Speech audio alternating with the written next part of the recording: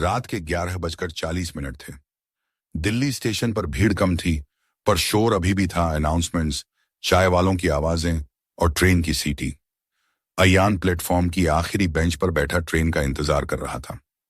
उसके बैग के पास एक किताब रखी थी, love, destiny and something more. अचानक उसके बगल में कोई बैठा। उसने नजर उठाई। एक लड़की, सफेद शॉल में, बाल खुले, आंखें बड़ी और सुर्खियों में चमकती हुई। उसके चेहरे पर थकान थी, लेकिन खूबसूरती ऐसी थी कि नजर हटाना मुश्किल। लड़की ने धीमी आवाज में पूछा, आप ये किताब पढ़ रहे थे? अयान थोड़ा मुस्कुराया। हाँ, पढ़ रहा था, पर लगता है अब कहानी असली दुनिया में आ गई है।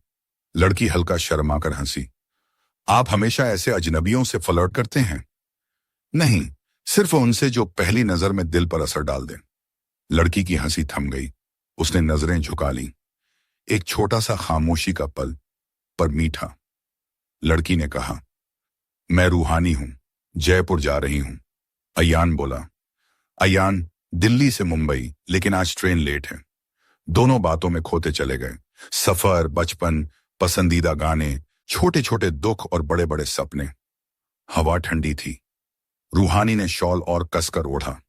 अयान ने पूछ लिया, ठंड लग रही है? उसने हां में सिर हिलाया, पर कुछ बोली नहीं। अयान ने अपनी काली जैकेट उतारी और उसकी तरफ बढ़ाई। रूहानी ने चौंक कर उसे देखा। यह इतना आसान नहीं होता, किसी पर भरोसा करना। अयान ने धीरे कहा, होता है, बस सही इंसान चाहिए। कुछ सेकंड तक वो सिर्फ उसे देखती रही, फिर धीरे से जैकेट पहन ली।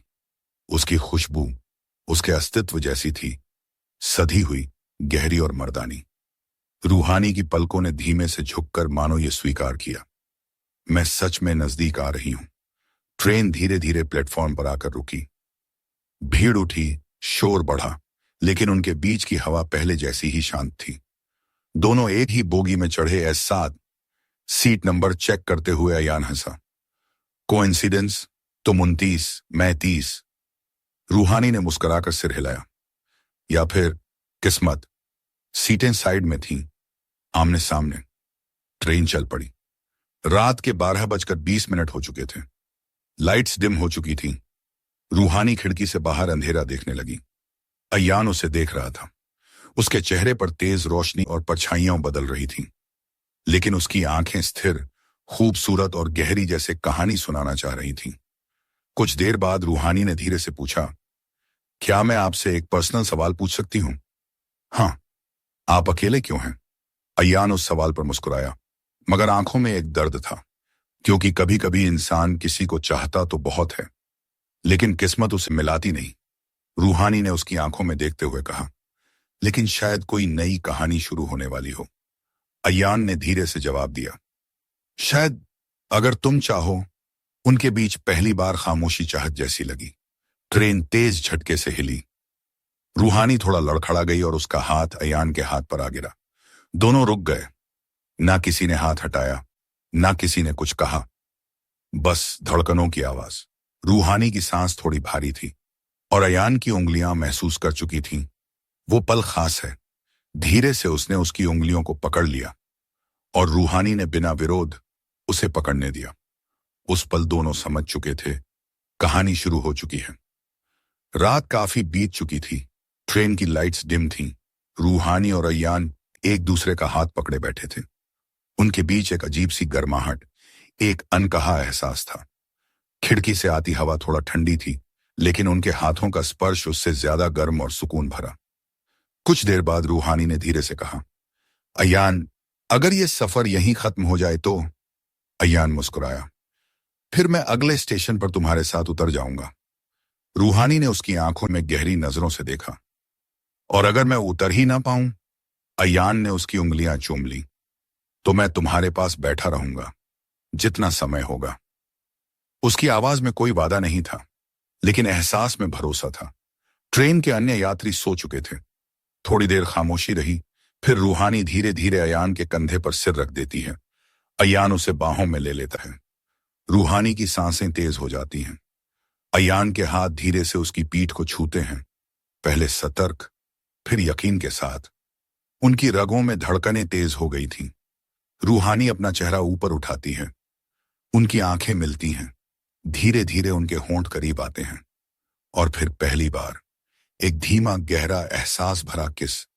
वो किस जल्दबाजी का नहीं था। वो उन भावनाओं का था जो लंबे समय से दिल में बंधी थी। कुछ सेकंड, कुछ पल, शायद कई मिनट। जब वो अलग हुए दोनों की सांसें भारी थीं। रूहानी ने उसकी शर्ट के कॉलर को पकड़कर उसकी तरफ झुकते हुए कहा, तुम्हें पता नहीं मैं कितने समय से किसी का इंतजार कर रही थी। अयान ने धीरे से उसके बालों में हाथ फेरते हुए कहा, शायद मैं भी। रात कब बीत गई पता ही नहीं चला।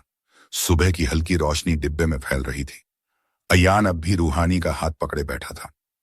रूहानी ने धीरे से कहा, अयान, मैं तुम्हें कुछ बताना चाहती हूं।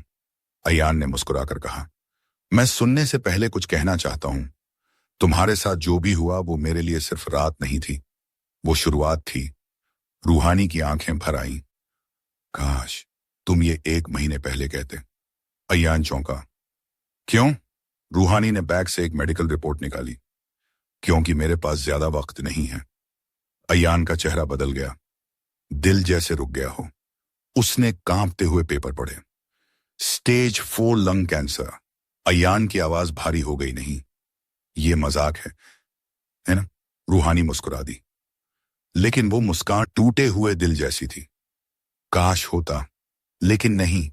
अयान ने उसका चेहरा हाथों में लेकर कहा, मैं तुम्हें नहीं खोऊंगा। इलाज होगा, दवा होगी, डॉक्टर होंगे। रूहानी ने उसका हाथ पकड़कर रोक दिया। अयान, अभी मैं खत्म नहीं हुई। बस जीवन का सफर छोटा है। उसने धीरे से कहा, लेकिन मैं नहीं चाहती कि मेरा अंत याद रहे। मैं चाहती हूं कि मेरा ये सफर याद रहे। हमारा ये सफर। अयान की आंखों से आंसू बह पड़े।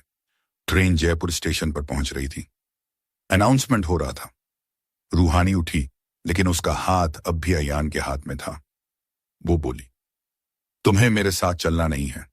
अयान गुस्सा और दर्द दोनों में। और अगर मैं जिद करूं तो? रूहानी ने धीमी आवाज में कहा, तुम्हारा सफर अभी शुरू है अयान, और मेरा खत्म। तुम्हें जीना है मेरे हिस्से का भी।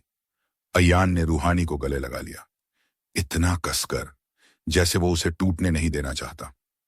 रूहानी उसकी छाती पर सिर टिकाकर बोली, धन्यवाद मुझे फिर से प्यार महसूस कराने के लिए। ट्रेन रुक गई। रूहानी धीरे धीरे उससे अलग हुई, आखिरी बार मुस्कुराई और बोगी से उतर गई। अयान खिड़की से उसे जाते हुए देखता रहा। रूहानी पीछे मुड़ी। उसने हाथ नहीं हिलाया, बस धीमे से अपनी हथेली अपने दिल पर रखी। और अयान ने भी वही किया। ट्रेन धीरे धीरे आगे बढ़ने लगी और कुछ ही सेकंड में रूहानी भीड़ में खो गई। अयान मुंबई की एक बेंच पर बैठा था। हवा चल रही थी। उसके बाजू में वही किताब पड़ी थी, love, destiny and something more. Cover के अंदर एक पुराना टिकट था, S7 सीट 2930। उसने आसमान की तरफ देखा और धीमे से कहा, मैं जी रहा हूं रूहानी। तुम्हारे हिस्से की धड़कनें भी। हवा चली और उसे लगा जैसे किसी ने धीमे से उसके हाथ को छुआ हो।